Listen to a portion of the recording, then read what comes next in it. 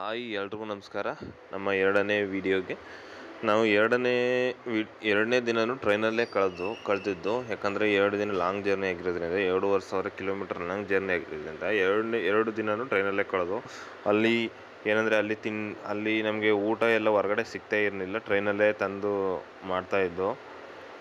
ತಿಂಡಿ ಊಟ ಎಲ್ಲ ಅಲ್ಲೇ ಸಿಗ್ತಾಯಿತ್ತು, ಆದರೆ ಒಂದು ಸ್ವಲ್ಪ ಚೆನ್ನಾಗಿರಲಿಲ್ಲ, ಅಷ್ಟು ಚೆನ್ನಾಗಿರಲಿಲ್ಲ. ಬಟ್ ನಾವು ಇಲ್ಲಿ ಇಡ್ಲಿ ತಗೊಂಡು ಬೆಳಗ್ಗೆ ಬೆಂಗಳೂರಲ್ಲಿದ್ದಾಗ ಇಡ್ಲಿ ತಗೊಂಡು, ಅದರಲ್ಲಿ ಇಡ್ಲಿ ಪರವಾಗಿಲ್ಲ, ಚೆನ್ನಾಗಿತ್ತು. ಬಟ್ ಚಟ್ನಿ ಮಾತ್ರ ಚೆಂದಾಗೇ ಇರಲಿಲ್ಲ, ಸ್ವಲ್ಪನೂ ಚೆನ್ನಾಗಿರಲಿಲ್ಲ.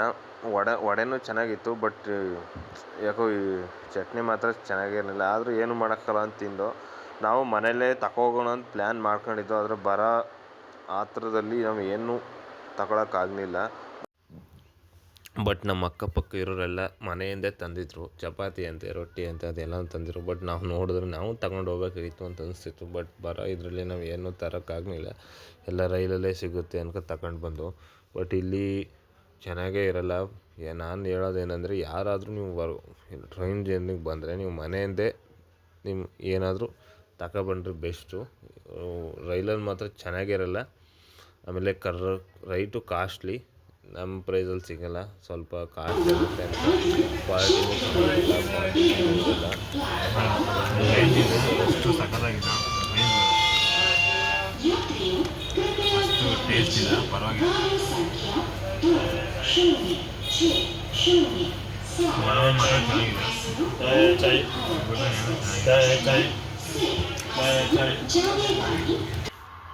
ಆದರೂ ತಿಂದು, ಯಾಕಂದರೆ ನಮ್ಗೆ ಆಲ್ಟರ್ನೇಟಿವ್ ಏನೂ ಇಲ್ಲದೇ ಇರೋದ್ರಿಂದ ಏನೂ ಮಾಡೋಕ್ಕೆ ಅಡ್ಜಸ್ಟ್ ಮಾಡ್ಕೊಂಡು ತಿಂದು.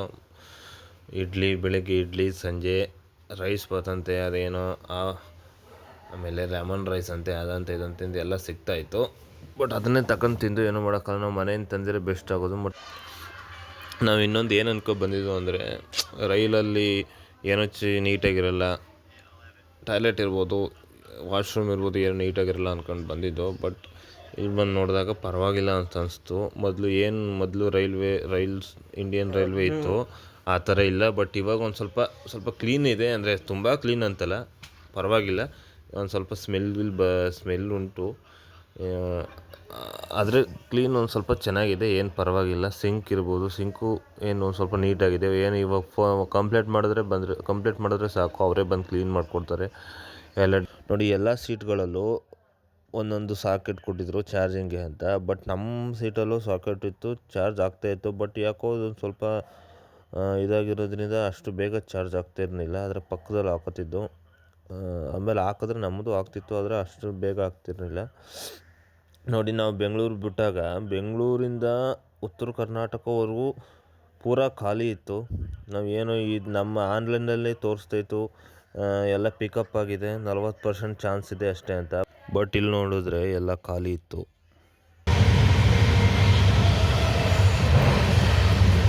ಚೆನ್ನಾಗಿತ್ತಾ? ಟೇಸ್ಟ್ ಮಾಡ್ಬೋದು.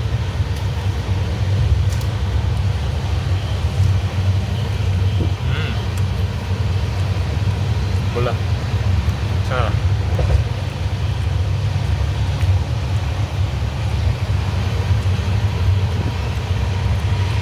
ತುಂಬ ಚೆನ್ನಾಗಿದೆ. ಅಲ್ಲಿ ಏನಂದರೆ ಫುಡ್ ಚೆನ್ನಾಗಿರಲಿಲ್ಲ ಅಷ್ಟೇ, ಬಟ್ ಸ್ನ್ಯಾಕ್ಸ್ ಎಲ್ಲ ಚೆನ್ನಾಗಿತ್ತು. ಕರ್ನಾಟಕ ಬಾರ್ಡರ್ ಬಿಟ್ಟು ಮುಂಬೈಗೆ ಹೋದಾಗ ಅಲ್ಲೆಲ್ಲ ಸ್ನ್ಯಾಕ್ಸ್ ಎಲ್ಲ ಚೆನ್ನಾಗಿರುತ್ತೆ. ಅದರಲ್ಲಿ ನಾವು ಇದನ್ನು ತಗೊಂಡಿದ್ದು, ಯಾವುದು ಬೇಲ್ಪುರಿ ಅಂತ, ಸಖತ್ತಾಗಿತ್ತು ಟೇಸ್ಟ್ ಮಾತ್ರ. ಆದರೆ ಊಟ ಮಾತ್ರ ಚೆನ್ನಾಗಿರಲ್ಲ. ಎಲ್ಲ ಖಾಲಿ ಇತ್ತಲ್ಲ ಅಂತ ನಾನು ಸತಿ ಒಳ್ಳೆ ನಿದ್ದೆ ಮಾಡ್ತಿದ್ದು. 12 ಗಂಟೆ ಮೇಲೆ ಬಂದರು ನೋಡಿ ನಮ್ಮ ಉತ್ತರ ಕರ್ನಾಟಕ ಮಂದಿ, ಅಂದರೆ ರಾಯಚೂರು, ಗುಲ್ಬರ್ಗ ಆ ಸೈಡಲ್ಲಿ ಹತ್ತಿದ್ರು ಜನ. ಹೆವಿ ಕ್ರೌಡ್ ಆಗೋಯ್ತು. ಏನು ಖಾಲಿ ಇದ್ದೋ ಎಲ್ಲ ಫಿಲ್ ಆಗೋಯ್ತು. ಅವ್ರು ಏನಂದರೆ ಬೆಂಗಳೂರಿಂದ ಬುಕ್ ಮಾಡ್ಕೊಂಡಿದ್ರಂತೆ, ಸಿಗಲ್ಲ ಟಿಕೆಟ್ ಅಂದ್ಬಿಟ್ಟು. ಹೆವಿ ಕ್ರೌಡ್ ಆಯಿತು ಮಾತ್ರ ಉತ್ತರ ಕರ್ನಾಟಕ ಆದಮೇಲೆ. ನೋಡಿ, ಮುಂಬೈನ ಮೋಸ್ಟ್ ಫೇಮಸ್ ವಡಾಪಾವ್ ತಗೊಂಡ್ವಿ. ಅಲ್ಲೇ ಹೊರಗಡೆ ಸ್ಟೇಷನ್ ಇಳಿದು ತಗೊಂಡ್ವಿ ವಡಾಪಾವ್. ಸ್ವಲ್ಪ ಸಖತ್ ಚೆನ್ನಾಗಿತ್ತು, ಏನು ಇದಿಲ್ಲ. ವಡಾಪಾವ್ ಮುಂಬೈ ಫೇಮಸ್ಸು, ಸಖತ್ತಾಗಿತ್ತು ಮಾತ್ರ. ಅದರಲ್ಲಿ ನೋಡಿ, ಅವರು ಹೆವಿ ಖಾರ ತಿನ್ನೋದು ಜಾಸ್ತಿ. ನೀವೇನೇ ತಗೊಂಡ್ರು ನಾರ್ತ್ ಇಂಡಿಯನ್ಸ್, ನೀವೇನೇ ತಗೊಂಡ್ರು ಅಲ್ಲಿ ಮೆಣ್ಸಿನ್ಕಾಯಿ ಅಂದರೂ ಕೊಟ್ಟಿರ್ತಾರೆ.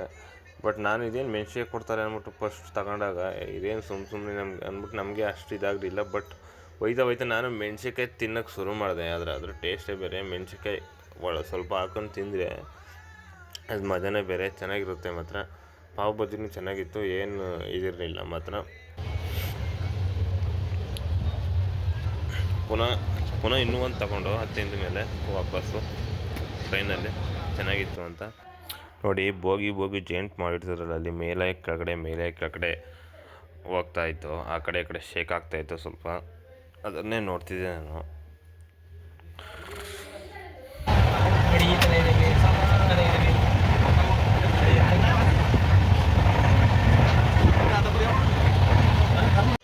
ಆಮೇಲೆ ನಾರ್ತ್ ಇಂಡಿಯಾಗೆ ಹೋದ್ಮೇಲೆ ಎಷ್ಟು ಎಲ್ಲ ಸಮತಟ್ಟಾಗಿರುತ್ತೆ. ಆದರೆ ಮಧ್ಯೆ ಒಂದೊಂದು ಬೆಟ್ಟ ಗುಡ್ಡಗಳಿರ್ತವೆ ಮಾತ್ರ. ಹೆವಿ ಹೈಟ್ ಇರುತ್ತೆ ನೋಡಿ. ಇದನ್ನು ಸತಿ ತೋರಿಸ್ಲೇಬೇಕು ಅಂತ ತೋರಿಸ್ತಾ, ಇದನ್ನು ಹಾಕ್ಲೇಬೇಕು ವಿಡಿಯೋಗೆ. ನೋಡು ಎಷ್ಟು ಇದಿದೆ ಅಂದ್ಬಿಟ್ಟು ನೋಡಿ. ಸತಿ ಫೇವ್ರೇಟ್ ಅಂತ ಇದು.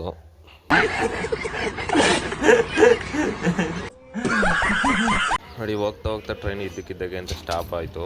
ಬಟ್ ನಾವೇನೋ ಏನೋ ಆಯ್ತೇನೋ ಅಂತ ನೋಡಿದ್ವು. ಬಟ್ ಅಲ್ಲಿ ಆ ಹಳಿಯಲ್ಲಿ ಇನ್ನೊಂದು ಟ್ರೈನ್ ಬರ್ತಾಯಿತ್ತು, ಅದಕ್ಕೋಸ್ಕರ ಅದು ಸ್ಟಾಪ್ ಮಾಡಿದ್ರು ಅಷ್ಟೇ. ನಮಗೆ ಆ ಊಟ ಮಾಡಿ ಬೇಜಾರಾಗ್ಬಿಟ್ಟಿತ್ತು, ಚೆನ್ನಾಗಿರಲಿಲ್ಲ. ಬಟ್ಟು ನಾವು ಅಲ್ಲಿ ಸ್ಟೇಷನಲ್ಲಿ ಅನ್ನ ಸಾಂಬಾರು ಮಾಡ್ತಾಯಿದ್ರು. ಏನೋ ಅನ್ನ ಸಾಂಬಾರು ಚೆನ್ನಾಗಿರುತ್ತೆ ಅಂತ ತಗೊಬಿಟ್ಟು, ಅದು ಚೆನ್ನಾಗಿರಲಿಲ್ಲ. ಏನೋ ಒಂಥರ ಡಿಫ್ರೆಂಟ್ ಟೇಸ್ಟ್ ಆದರೂ ತಗೊಬಿಟ್ಟಿದ್ವಲ್ಲ ಅಂತ ತಿಂದು ಅಷ್ಟೇ. ಚೆನ್ನಾಗಿರಲಿಲ್ಲ ಮಾತ್ರ.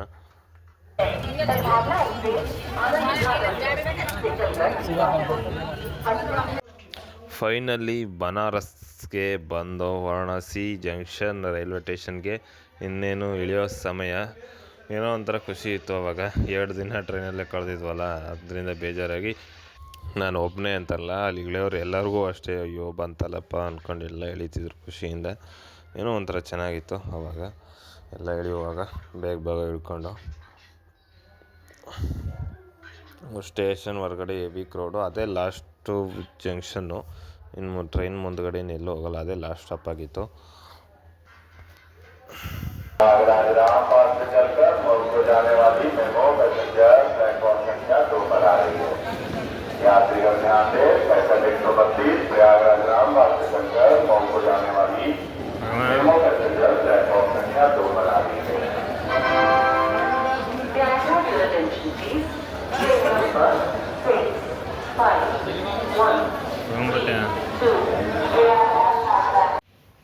ಏನು ಬನಾರಸ್ ರೈಲ್ವೆ ಸ್ಟೇಷನ್ ಇದೆಯಲ್ಲ, ಹೆವಿ ಜನ ಮಾತ್ರ ತುಳ್ಕಾಡ್ತಾರೆ. ಅದು 1/4 ಗಂಟೆಗೆ ಒಂದು ಟ್ರೈನ್ ಬರುತ್ತೆ, ಆದರೆ ಎಲ್ಲ ಟ್ರೈನಲ್ಲೂ ಹೆವಿ ಕ್ರೌಡ್ ಇರುತ್ತೆ. ಲಾಸ್ಟ್ಗೂ ನಮ್ಮ ಡೆಸ್ಟಿನೇಷನ್ ಸಿಕ್ಕಿದ ಖುಷಿಯಲ್ಲಿ ಹಂಗೆ ಮಾತಾಡಿಕೊಂಡು ಹೋಗ್ತಾ ಇದ್ವು. May I have your attention please? Train number 14016. ಎಷ್ಟು ಕ್ರೌಡ್ ಇತ್ತು ಅಂದರೆ ನಮ್ಮನ್ನೇ ತಳ್ತಾಯಿದ್ರು, ಮುಂದಕ್ಕೆ ಹೋಗೋಕ್ಕೆ ಬಿಡ್ತಾಯಿರಲಿಲ್ಲ. ಅಷ್ಟು ಜನ ಇದ್ದರು. ಲೇಡೀಸ್ ಇರ್ಬೋದು, ಜೆಂಟ್ಸ್ ಇರ್ಬೋದು, ವಯಸ್ಸಾದವ್ರು ಇರ್ಬೋದು, ಎಲ್ಲ ಜನ ಹೆವಿ ಕ್ರೌಡ್ ಇದ್ದರು ಮಾತ್ರ. ಸೈಡಲ್ಲಿ ಮೆಟ್ಲಿದ್ರೂ ಅದು ಆ ಕಡೆ ಇತ್ತು, ಯಾರೂ ಗೊತ್ತಾಗ್ತಾ ಇರಲಿಲ್ಲ. ಆದರೆ ಎಲ್ಲರೂ ಇದರಲ್ಲೇ ಎಕ್ಸ್ಲೇಟ್ರಲ್ಲೇ ಬರ್ತಾಯಿದ್ರು. ಬಟ್ ಒಬ್ಬರಿಗೆ ಅದ್ರಲ್ಲಿ ಹೋಗೋದು ಗೊತ್ತಿರಲಿಲ್ಲ. ಯಾಕಂದರೆ ನಮ್ಮ ಹಳ್ಳಿ ಸೈಡ್ ಅವ್ರಿಗೆ ಅಷ್ಟು ಹೋಗೋಕ್ಕೆ ಗೊತ್ತಿರಲ್ಲ. ಅದಕ್ಕೆ ಅವರು ಅಲ್ಲಿ ಗೊತ್ತಾಗದೆ ಪರದಾಡ್ತಾಯಿದ್ರು. ಬಟ್ ಆ ಕಡೆ ಇತ್ತು ಮೆಟ್ಲು, ಅದರಲ್ಲಿ ಹೇಳೋರು ಯಾರೂ ಇರ್ಲಿಲ್ಲ. ನೋಡಿ ಇಲ್ಲಿ ಯಾವ ಥರ ಎಷ್ಟು ನೀಟಾಗಿದೆ, ಕಸ ತೆಗೆಯೋ ಮಿಷಿನು ಎಷ್ಟು ನೀಟಾಗಿದೆ ನೋಡಿ. ಅದಂತೂ ನಾವು ರೈಲ್ವೆ ಸ್ಟೇಷನ್ ಹೊರಗಡೆ ಬಂದು ಆಟೋ ಹುಡ್ಕೋಣ ಅಂತ ಬಂದು ಎಲ್ಲ ಅವರೇ ಕರಿತಾಯಿದ್ರು, ಬನ್ನಿ 20-30 ಅಂದ್ಕೊಂಡು. ಆದರೂ ನಾವು ಹೋಗಿಲ್ಲ, ಯಾಕಂದರೆ ಫ್ರಾಡ್ ಮಾಡ್ಬೋದು ಅಂತ ನಾವೇ ಹುಡ್ಕೊಂಡು ಹೋದೋ. ಅಲ್ಲಿ ನಮ್ಗೆ ಏನು ರೈಲಲ್ಲಿ ಸಿಕ್ಕಿದ್ರು ಉತ್ತರ ಕರ್ನಾಟಕ ಮಂದಿ, ಅವರು ನಮ್ಮ ಜೊತೆನೇ ಬಂದರು ಆಟೋದಲ್ಲಿ ಹೋಗೋಣ ಅಂದ್ಬಿಟ್ಟು. ಅದಕ್ಕೆ ಆಟೋಲ್ಲಿ ಹೋಗೋಣ ಅಂತ ಆಟೋ ಹುಡುಕ್ತಾಯಿದ್ದು. ಎಲ್ಲಿಗಾದರೂ ಅಷ್ಟೇ ಭಾಷೆ ಗೊತ್ತಿಲ್ಲದವ್ರು ಬಂದರೆ ಹೊಸ ಯಾಮರ್ಸೋದು ಜಾಸ್ತಿ. ಅದನ್ನೇ ನಾವು ಮೊದಲೇ ಎಲ್ಲ ತಿಳ್ಕೊಂಡು ಬಂದಿರೋದ್ರಿಂದ ನಮಗೊಂದು ಸ್ವಲ್ಪ ಈಸಿ ಆಯಿತು. ನೋಡಿ ಇದೇ Banaras railway station, Varanasi railway station. ಈಗ ಹೊಸ್ದಾಗಿರೋಂಥದ್ದು, ಸಖತ್ತಾಗಿದೆ ಮಾತ್ರ. ಒಳಗಡೆನೂ ಚೆನ್ನಾಗಿದೆ, ಎಲ್ಲ ಸಖತ್ತಾಗಿದೆ. ಜನ ಕ್ರೌಡ್ ಜಾಸ್ತಿ ಅಷ್ಟೇ.